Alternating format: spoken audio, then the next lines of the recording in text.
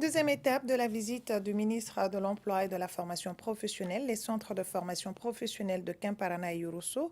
Dans ces deux centres, les problèmes sont entre autres un manque de matériel de travail, d'eau et d'électricité. Malgré ces problèmes, des progrès considérables ont été enregistrés par les responsables des différents centres. Envoyés spéciaux à Kimparana et Yorosso, Fademba Keita et Gaussou Touré.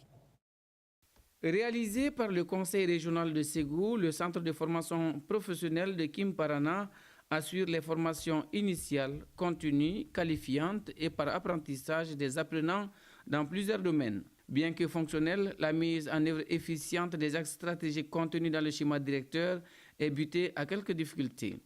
Le centre de formation professionnelle rencontre quelques problèmes majeurs: panne du château d'eau, si possible un puits à grand diamètre, panne de l'éclairage solaire, raccordement du château d'eau des ateliers étant inachevés, véhicules et logements du directeur.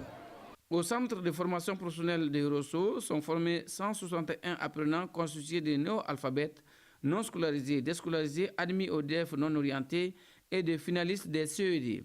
Les 20% des formations théoriques et 80% d'ateliers ou de cours pratiques sont dispensés par 9 formateurs, dont 2 fonctionnaires et 7 prestataires de services.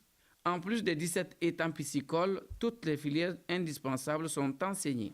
À la date d'aujourd'hui, une ligne budgétaire est ouverte pour le centre. Et aujourd'hui, le centre quand même se réjouit d'avoir 17 étangs piscicoles. Donc nous avons bénéficié de 7 étangs piscicoles avec le projet phare, l'un de nos partenaires.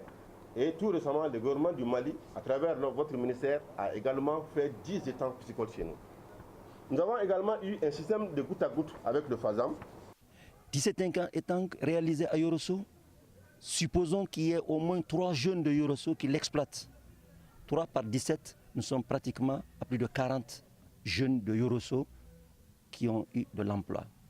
Nous allons, au sortir de Yorosso et à la fin de notre mission, nous battre pour que ces étangs que nous avons financés sur le budget de l'État, avec l'accompagnement du président de la République, puissent être opérationnels.